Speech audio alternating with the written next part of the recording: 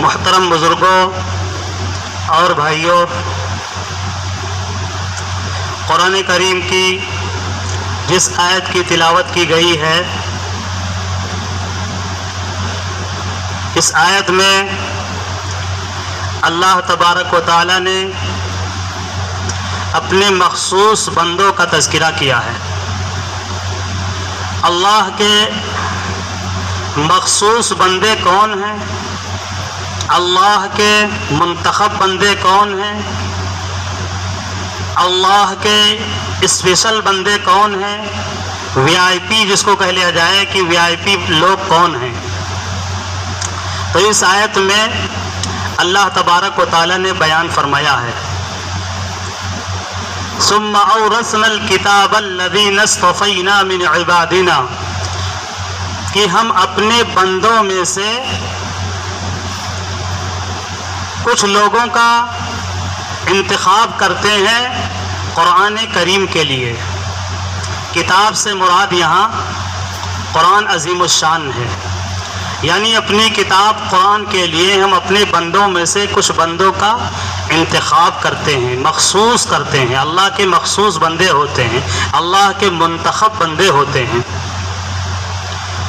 قرآن کے لیے اللہ تبارک و تعالی انتخاب فرماتے ہیں، یعنی قرآن کریم کے پڑھنے کے لیے، قرآن کریم کو یاد کرنے کے لیے، قرآن کریم کے معنی اور مفہوم کو سمجھنے کے لیے، قرآن کریم کے جو پیغامات ہیں ان پیغامات کو عام کرنے والوں کے لیے، قرآن کریم پر عمل کرنے کے لیے، اور قرآن کی خدمت کسی بھی اعتبار سے ہو، قرآن کی خدمت کرنے والے جو لوگ بھی ہیں وہ اللہ کے منتخب ہیں، اللہ کے اسپیشل بندے ہیں، جو قرآن سے جڑے ہوئے ہیں، جو قرآن کو سیکھ رہے ہیں، قرآن کو یاد کر رہے ہیں، قرآن کو پڑھ رہے ہیں۔ ایسے لوگوں کے لیے، یعنی طلباء کے لیے، پڑھانے والوں کے لیے یہ بہت بڑا امتیاز ہے، بہت ہی فخر کی بات ہے کہ اللہ فرما رہے ہیں ہم اپنے بندوں میں سے انتخاب کرتے ہیں۔ جیسے الیکشن ہوتا ہے تو کھڑے بہت سے لوگ ہو جاتے ہیں، لیکن ایک یا دو منتخب ہی لوگ جو ہے الیکشن جیت پاتے ہیں اور وہ منتخب ہوتے ہیں، کامیاب ہوتے ہیں۔ کھڑے تو بہت ہو جاتے ہیں، بہت سے امیدوار کھڑے ہو جاتے ہیں، بلکہ ایک ایک چھیتر میں 17 لوگ کھڑے ہو جاتے ہیں، لیکن کوئی جیتتا ایک ہی ہے، باقی 16 کے 16 ہار جاتے ہیں۔ ایسے ہی اللہ کے بہت بندے ہیں، اللہ کے بندے بے شمار ہیں، لیکن اپنے بندوں میں سے اللہ تبارک و تعالیٰ فرما رہے اپنے بندوں میں سے کچھ بندوں کا انتخاب کرتے ہیں۔ انتخاب ہم سب دیکھ رہے ہیں کہ اللہ تبارک و تعالیٰ اپنے قرآن کے لیے، اپنی کتاب کے لیے جو قرآن سے لگتے ہیں، پڑھنے کے لیے آتے ہیں، مدرسے میں داخلہ لیتے ہیں، پڑھتے ہیں، قرآن حفظ کرتے ہیں، کہاں کہاں کے ہوتے ہیں، کس کس جگہ کے ہوتے ہیں، کس کس چھیتر کے ہوتے ہیں، کس کس گاؤں کے ہوتے ہیں، منتخب گاؤں کے ہیں، الگ الگ گاؤں کے ہیں، الگ الگ علاقے کے ہیں۔ اس گاؤں میں بہت سے لوگ تھے، بہت سارے بچے تھے پڑھنے والے، بہت سارے لوگ چاہتے تھے کہ ہم مدرسے میں جائیں پڑھنے کے لیے۔ اس گاؤں کے بہت سے لوگوں کے ماں باپ کی خواہش تھی کہ ہمارے بچے جائیں مدرسے پڑھنے کے لیے، لیکن اللہ تبارک و تعالیٰ کا انتخاب سب سے اوپر تھا۔ اللہ تبارک و تعالیٰ انتخاب کس کا کر رہے تھے؟ اللہ کے ہاں لسٹ بن رہی تھی، تو کس کی لسٹ بن رہی تھی؟ کون لوگ جائیں گے قرآن پڑھنے کے لیے، قرآن سیکھنے کے لیے، قرآن کو یاد کرنے کے لیے، اس کے مفاہیم اور مطلب کو سمجھنے کے لیے؟ یہ اللہ کا انتخاب ہوتا ہے۔ اسی آیت میں اللہ تبارک و تعالیٰ نے فرمایا ہے اللہ کا شکر ادا کرنا چاہیے ہر طالب علم کو، قرآن کریم سے جو لگے ہوئے ہیں، قرآن کو یاد کر رہے ہیں، ایسے طلباء کو اللہ کا شکر ادا کرنا چاہیے۔ اللہ کا شکر ادا کرنے کے دو طریقے ہیں، ایک تو زبان سے ادائیگی ہو، زبان سے ادائیگی، ہر وقت اللہ کا شکر ادا کرے، ماشاء اللہ، سبحان اللہ، الحمدللہ، اللہ کا کرم ہے، اللہ کا شکر ہے، اللہ کا احسان ہے، اللہ نے کرم فرمایا۔ یہ سب الفاظ جو ہیں یہ اردو کے الفاظ ہیں، یہ شکرانے کے الفاظ ہیں۔ ان الفاظ کے ذریعے زبان سے اللہ کا شکر ادا کیا جاتا ہے، شکریہ ادا کیا جاتا ہے، اور ایک ہے اپنے فعل کے ذریعے سے، اپنی حرکت کے ذریعے سے اللہ کا شکریہ ادا کرنا۔ اپنے آپ کو بہت سارے چیزوں سے، برائیوں سے، معصیات سے، اللہ کی نافرمانی سے اپنے آپ کو بچانا، یہ اللہ کا شکر ہے۔ جو اللہ نے منع کیا اس سے رک جانا ہے، جو اللہ نے حکم دیا ان حکم پر عمل کرنا ہے، یہ بھی اللہ کا شکر ہے۔ لئن شکرتم لازیدنکم ولئن کفرتم ان عذابی لشدید۔ اللہ تبارک و تعالیٰ نے قرآن عظیم الشان کی ایک دوسری آیت میں بیان فرمایا ہے کہ اگر تم شکریہ ادا کرو گے تو اور نوازوں گا، اور بڑھا دوں گا، حافظ سے عالم بن جاؤ گے، عالم سے بہترین مفتی بن جاؤ گے، قرآن اور حدیث کے سمجھدار ہو جاؤ گے، تمہارے اندر جو سوجھ بوجھ، تدبر، غور و فکر، اور جس کو فقہ کہتے ہیں، من اراد اللہ خیرا یفقہہ فی الدین، جس کو حدیث میں کہا گیا ہے کہ اللہ تعالیٰ جس کے ساتھ بھلائی کرنا چاہتے ہیں اس کو دین کی سمجھ عطا فرماتے ہیں۔ تو حدیث میں ہے تو وہ فقہ فی الدین، تفقہ فی الدین جس کو کہتے ہیں، دین کی سمجھ، قرآن کی سمجھ، حدیث کی سمجھ، شریعت کی سمجھ، مسائل کی سمجھ، سنتوں کی سمجھ، وہ سمجھ اللہ تبارک و تعالیٰ نوازیں گے جب اللہ کا شکریہ ادا کریں گے، شکر گزار بندہ بنیں گے۔ لئن شکرتم، اگر شکریہ ادا کرو گے تو میں اور نوازوں گا، ولئن کفرتم ان عذابی لشدید، لیکن اگر نہ شکریہ ادا کرو گے، نہ شکرا رہو گے، آزاد رہو گے، اللہ کا کوئی پاس و لحاظ نہیں ہوگا، رسول اللہ کا کوئی پاس و لحاظ نہیں ہوگا، تو اسی آیت میں بہت سخت وارننگ ہے۔ وارننگ سے بھی کوئی ہارڈ اگر ورڈ، کوئی لفظ ہو اگر، تو اس کو ادا کیا جا سکتا ہے کہ یعنی خالق کائنات کے طرف سے بہت خطرناک جو ہے پیغام ہے۔ وَلَئِن كَفَرْتُمْ إِنَّ عَذَابِي لَشَدِيدٌ، کہ اگر ناشکری کرو گے تو میرا عذاب بہت ہی سخت ہے۔ اللہ فرما رہے ہیں کہ میرا عذاب بہت ہی سخت ہے۔ ان بطش ربک لشدید، فرمایا اللہ نے کہ میری پکڑ، آپ کے پروردگار کی پکڑ بہت ہی سخت ہے۔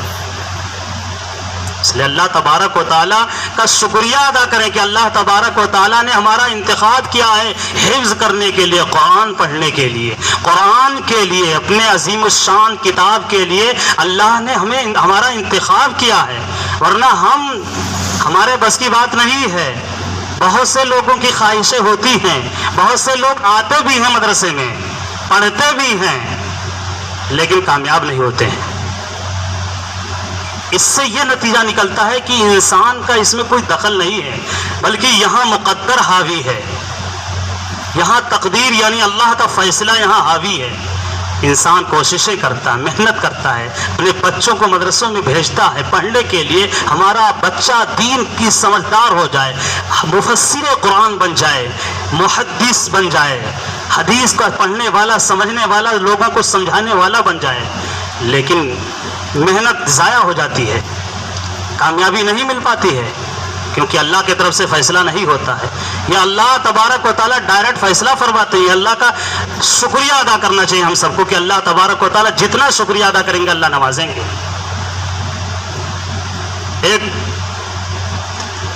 بغداد میں ایک مدرسہ جو ہے جس کا نام تھا مدرسہ نظامیہ، اور بادشاہ کے تحت مدرسہ چل رہا تھا، بادشاہ کا نام تھا نظام الملک توسی۔ نظام الملک توسی بادشاہ گزرے ہیں بغداد کے، وہ مدرسہ چلاتے تھے، بڑا مدرسہ تھا۔ اس مدرسے میں بہت طلباء کی تعداد بہت زیادہ تھی، طلباء پڑھتے تھے اس میں۔ ایک بار انہوں نے یہ سوچا کہ ہم جا کر کے مدرسے میں جائزہ لیں کہ ہم اتنا بجٹ لگا رہے ہیں، اتنا خرچہ کر رہے ہیں مدرسے پہ، طلباء پہ، تو کچھ نتیجہ نکل رہا ہے، کیا طلباء پڑھ رہے ہیں، بڑھ رہے ہیں آگے، کیا کچھ ماحول ہے۔ وہ گئے جائزے کے لیے، تو انہوں نے ہر طالب علم تقریباً اکثر طلباء سے مل کر کے اجتماعی انفرادی کمروں میں جا کر کے اور چلتے پھرتے جو ہے لوگوں سے پوچھا۔ اچھا اپنا بھیس بدل کر کے تنے تنہا گئے ہوئے تھے تاکہ کوئی پہچان نہ پائے کہ یہ بادشاہ ہیں، بالکل اپنا حلیہ تبدیل کر کے گئے تھے۔ وہ پوچھنے لگے، کوئی کچھ بتا رہا ہے، کوئی کچھ بتا رہا ہے، کوئی کچھ کہہ رہا ہے، کوئی کچھ کہہ رہا ہے، مطلب سب کے طلباء میں دنیا داری بسی ہوئی ہے، بھری ہوئی ہے۔ سوچیں اس زمانے کا یہ واقعہ مستند واقعہ ہے، جو پڑھے لکھے لوگ جانتے ہیں، کتابوں میں واقعہ مذکور ہے، مستند واقعہ یہ۔ اس زمانے کے طلباء میں دنیا داری،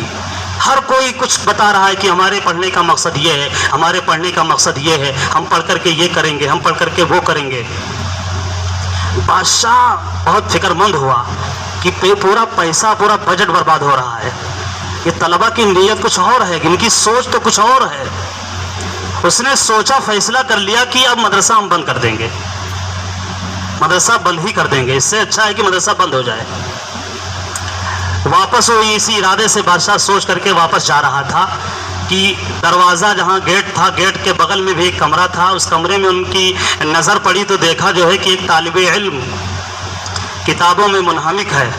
اور وہ پڑھ رہا ہے، بہت ہی غور و فکر کے ساتھ، ایک سوئی کے ساتھ وہ کتاب میں بالکل ڈوبا ہوا ہے اور کتاب کا مطالعہ کر رہا ہے۔ انہوں نے سوچا کہ جاتے جاتے اس سے بھی پوچھ لوں کہ اتنے محنت کے ساتھ یہ کتاب پڑھ رہا ہے، اس کا مقصد کیا ہے پڑھنے کا؟ گئے، وہ پوچھا انہوں نے کہ بیٹا بتاؤ تمہارے پڑھنے کا کیا ارادہ ہے، کیا مقصد ہے، کیا چاہتے ہو پڑھ کر کے؟ تو اس طالب علم نے جواب دیا کہ میرے پڑھنے کا مقصد یہ ہے کہ ہم اللہ کے احکامات پر عمل کرنے والے ہو جائیں اور اللہ تعالیٰ کے جتنے منہیات ہیں، جن چیزوں سے اللہ نے منع کیا ہے، ان چیزوں سے ہم رک جائیں، یہ ہمارے پڑھنے کا مقصد ہے۔ بادشاہ خوش ہو گئے، ان کو صحیح جواب مل گیا۔ اس دنیا میں اصل مقصد ایک ایمان والے کا اور پڑھنے کا سب کچھ یہی مقصد ہے کہ اللہ کے حکموں پر ہم مکمل 100% عمل کرنے والے ہو جائیں اور اللہ نے جن چیزوں سے منع کیا 100% اس سے رکنے والے ہو جائیں، یہی اصل کامیابی ہے۔ اور ان کو یہ جواب، صحیح جواب مل گیا۔ انہوں نے فیصلہ بتایا کہ میں نے سوچ لیا تھا کہ مدرسہ بند کر دیں گے، لیکن ایک طالب علم ہمارے اگر مدرسے سے نکل رہا ہے، ایک طالب علم کامیاب نکل رہا ہے، اور ایک طالب علم کی نیت اگر اعلیٰ ہے، اگر ایک طالب علم کی سوچ اتنی اچھی ہے تو میرا مدرسہ کامیاب ہے، میں مدرسہ کو چلاتا رہوں گا، نہیں بند کروں گا۔ یہ واقعہ سنانے کا اصل مقصد یہ ہے کہ پہلے زمانے کا یہ واقعہ ہے، نظام الملک توسی بادشاہ کے زمانے کا یہ واقعہ ہے۔ اتنے پہلے زمانے میں طلبہ کی جو ہے ان کی نیتیں تھی، کتنی خراب نیتیں تھیں، لیکن ایک طالب علم کی نیت کتنی اعلیٰ۔ آج تک یہ سلسلہ چل رہا ہے اور یہ چلتا رہے گا۔ اللہ تبارک و تعالیٰ نے فرمایا کہ ہم اپنے بندوں کا انتخاب کرتے ہیں کتاب کے لیے۔ بہت لوگوں کی چھٹائی ہوتی ہے اور چھٹائی ہوتی رہے گی، مدرسے میں بھی بھیڑ ہوتی ہے، اس کو ہم ممبر سے کہہ سکتے ہیں، اس چیز کو کتنے فارغ ہوتے ہیں مدرسے سے، لیکن بہت ہی کم جو ہے اس میں کامیاب ہوتے ہیں۔ باقی بھیڑ ہی اس کو کہہ لیا جائے کہ بھیڑ ہوتی ہے، جو پڑھتے ہیں اس پر عمل نہیں کرتے ہیں، جو جانتے ہیں اس پر عمل نہیں ہوتا ہے۔ ایک بہت بڑی تعداد مدرسوں سے فارغ ہو رہی ہے، لیکن بہت ہی کم ایسے ہیں جو بالکل کامیاب ہیں اور صحیح نہج پر ان کی زندگی گزر رہی ہے۔ ورنہ بہت لوگ آتے ہیں، کوشش کرتے ہیں، کوئی 1 سال، کوئی 2 سال، کوئی 3 سال، کوئی 4 سال، کوئی 5 سال پڑھ کر کے نکل کے اس کے بعد جا کر کے وہ بالکل چینج ہو جاتا ہے، بدل جاتا ہے۔ یہ اللہ کی طرف سے انتخاب نہیں ہوتا ہے، اس لیے اللہ کا شکریہ ادا کرنا چاہیے۔ اللہ تبارک و تعالیٰ کی جو ہے 2 رکعت شکرانے کی ہمیں پڑھنا چاہیے کہ اللہ تبارک و تعالیٰ نے ہمارے انتخاب کیا ہے، اللہ اس پر قائم رکھے اور ہم عالم بعمل بنائے، عالم بعمل بنائے۔ مدرسہ کتنے پوری قوم کی امیدیں ہوتی ہیں طلبہ سے، مدرسے میں جو پڑھنے والے طلبہ آتے ہیں، پوری قوم، ملت کی پوری امیدیں ہوتی ہیں کہ یہ ہمارے اصل قائد رہبر بنیں گے، آگے چل کر کے یہ ہماری رہبری کریں گے۔ لیکن اگر رہبر ہی رہزن ہو جائے، اگر رہبر ہی غلط ہو جائے، پھر قوم اور ملت کی وہ کیسے رہنمائی اور رہبری کر سکتا ہے جب وہ خود بے عمل ہوگا؟ جب بے عمل ہوگا تو بے عمل شخص کے ذریعے سے کسی کے ذریعے سے اصلاح مشکل ہے، اصلاح نہیں ہوتی ہے۔ اس لیے ضروری یہ ہے کہ ہم اپنے اندر اصلاح کی کوشش کریں، اصلاح لے آئیں، جو پڑھیں اس پر عمل کرنے کی کوشش کریں، کسی بھی اعتبار سے ہم بے عمل نہ بنیں۔ سب کچھ جانتے ہوئے مثال دی گئی ہے، مثل الذین حملوا التوراة ثم لم يحملوها كمثل الحمار يحمل اسفارا۔ اتنی سخت مثال دی گئی ہے قرآن میں، اللہ تبارک و تعالیٰ نے ایسے لوگوں کی مثال کتنا خطرناک دیا ہے کہ ایسے لوگوں کی مثال جن کے پاس علم کا بالکل خزانہ ہے، علم دین، علم قرآن، علم حدیث کا پورا انبار ہے، لیکن بے عمل ہیں، عمل نہیں کرتے ہیں۔ ان کی مثال سورہ جمعہ میں قرآن میں اللہ تبارک و تعالیٰ نے دیا ہے کہ وہ ایسے جیسے کہ کوئی گدھا ہو اور گدھے کے اوپر بہت ساری کتابیں اس کے پیٹھ پر لاد دی جائیں تو گدھا ہی رہے گا۔ کتنی سخت، کتنی زبردست مثال ہے کہ گدھے کی مثال دی گئی ہے کہ ایسا شخص جو عالم بھی ہو لیکن بے عمل ہو، بہت کتابیں پڑھ رکھا ہو، بہت علم ہو، لیکن بے عمل ہو تو وہ گدھے سے بدتر ہے۔ اتنی سخت مثال ہے۔ قوم اور ملت اتنا جب نظریں ہمارے اوپر لگائے ہیں کہ کسی طرح سے یہ لوگ جو ہے ان کے اوپر خرچ ہو رہا ہے، امیدیں ہیں، وابستہ ہیں، بڑی امیدیں ہیں، یہ لوگ آگے بڑھیں گے، پڑھیں گے اور کچھ کریں گے، تو ہمارا فرض بنتا ہے کہ ہم ان کی امیدوں پر اترنے کی کوشش کریں، اللہ کا شکریہ ادا کریں کہ اللہ تبارک و تعالیٰ کی جانب سے ہمارا انتخاب ہوا ہے۔ گھر چھوڑ کر کے، ماں باپ چھوڑ کر کے، علاقہ چھوڑ کر کے، تمام طرح کی قربانیاں دیتے ہوئے جو چاہتے ہیں مدرسے میں کھانا نہیں پاتے ہیں، جب چاہتے سونے کے لیے دل کرتا ہے سونے کا، لیکن یہاں ٹائم ہے سونے کا، سو نہیں پاتے ہیں، چاہتے ہیں گھومنے کا تو گھومنے کے لیے ہمارے پاس اپنے خواہش سے وقت نہیں ہوتا ہے، کیونکہ مدرسے کا ایک ٹائم ہوتا ہے کہ اتنے سے اتنے بجے تک آپ کو گھومنا ہے، اتنے سے اتنے بجے تک آپ کو کھانا ہے، اتنے سے اتنے بجے تک آپ کو سونا ہے، پھر اس کے بعد اتنے سے اتنے بجے تک آپ کو پورا وقت لگانا پڑھائی پہ،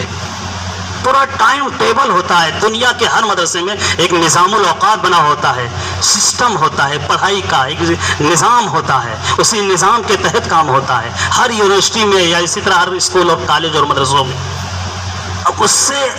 اب جب ہم اس کو توڑیں گے، اس سسٹم کو توڑیں گے، تو یہ صرف ہمارا ہی نقصان نہیں ہے بلکہ قوم و ملت جو ہمارے اوپر نظریں لگائی ہیں، لوگوں کی جو امیدیں ہیں، ان امیدوں پر بھی پانی پھیر رہے ہیں۔ پتہ چلا کہ جو ہے مدرسے میں ہم وقت کا کوئی خاص و لحاظ نہیں رکھ رہے ہیں، جب چاہا جہاں چاہا چلا گیا گھومنے کے لیے، کہیں میلہ ٹھیلا لگا ہے، نمائش لگی ہے، کہیں کچھ لگا ہے، وہاں چلے گئے جو ہے گھومنے کے لیے۔ زیب نہیں دیتا، اچھا نہیں لگتا ہے اس ہولیے میں ہم کسی جا کر کے جو ہے کسی میلے میں اور کسی ٹھیلے میں جا کر کے وہی جو ہے جو عام اباس قسم کے لوگ ہیں وہاں جا کر کے اس طرح سے گل چھرے اڑائیں، اچھا ہی لگتا ہے اس ہولیے میں، بالکل اچھا نہیں لگتا ہے، تو ہولیہ یہ چولا اتار دیں۔ بہت ہی افسوس کے ساتھ میں نے اس موضوع کا انتخاب کیا، ورنہ ہمارا موضوع کچھ اور تھا، ایمان مفصل چل رہا تھا، لیکن کیونکہ ہمارے طلبہ ہیں، ان کی اصلاح کرنا، ان کو سمجھانا، ڈانٹنا، سختی کرنا ہمارا ہی کام ہے، ان کے کسی طرح سے ان کی تربیت ہو، مدرسے میں آئے ہیں تو ان کی اصلاح ہو، جہاں تک ہو سکے ہماری کوشش ہو کہ ان کے پیچھے لگ کر کے ان کو سنوارا جائے، بنایا جائے۔ ایک باپ کبھی ناراض ہوتا ہے، کبھی ڈانٹتا ہے، کبھی مارتا ہے، سب کچھ کرتا ہے،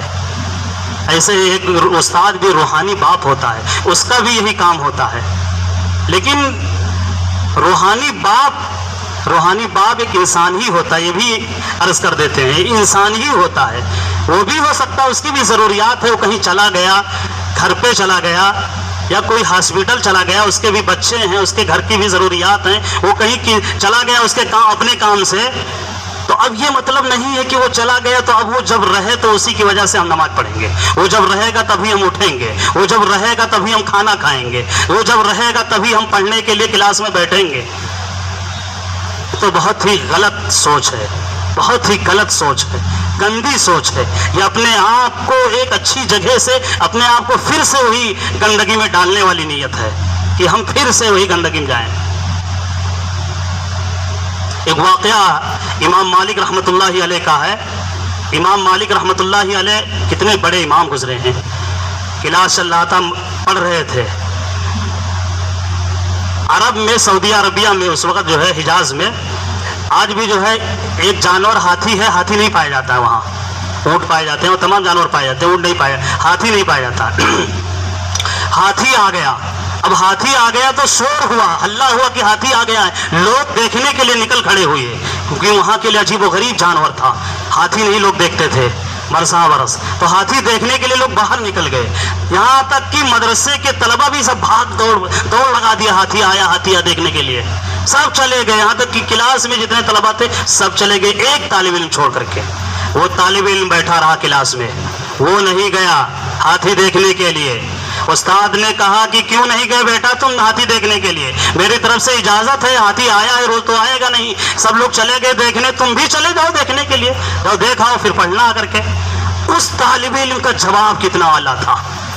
اور وہ طالب علم آگے چل کر کے امام مالک رحمۃ اللہ علیہ بنے۔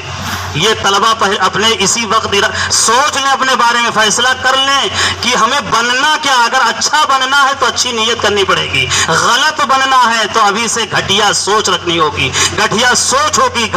غلط جو ہے ارادہ ہوگا تو آگے چل کر کے کچھ بھی نہیں ہوگا، سب پورا وقت برباد ہوگا، وقت ضائع ہوگا۔ امام مالک رحمۃ اللہ علیہ اس وقت طالب علم تھے، انہوں نے جواب دیا کہ استاد محترم میں ہاتھی دیکھنے کے لیے اپنے گھر اور ماں باپ کو چھوڑنے کے لیے نہیں آیا ہوں، میں آپ سے علم کے حاصل کرنے کے لیے آیا ہوں، میں ہاتھی نہیں دیکھنے کے لیے آیا ہوں۔ اس طالب علم کا یہ جواب تھا۔ آج میلہ ٹھیلا اور نمائش اور پتہ نہیں کیا کیا جو ہے بازار اور دنیا بھر کی چیزیں حاصل کرنے کے لیے ہمارے طلبہ دوڑ لگائے رہتے ہیں۔ سوچیں کیا، کس طرف جا رہے ہیں، کہاں جا رہے ہیں، اس کا کیا معاملہ ہوگا آگے چل کر کے۔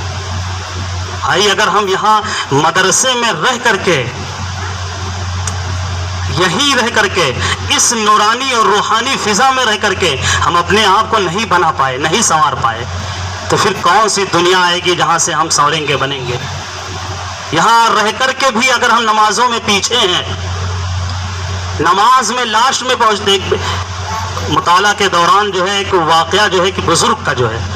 کہ وہ اذان نہیں ہوئی تھی، پہلے ہی وہ مسجد میں آ رہے تھے، ابھی وقت اذان نہیں ہوئی تھی، اذان سے پہلے ہی وہ نماز پڑھنے کے لیے مسجد میں آ رہے تھے۔ تو کسی نے کہا کہ حضرت ابھی اذان نہیں ہوئی ہے، آپ مسجد پہنچ رہے ہیں نماز کے لیے؟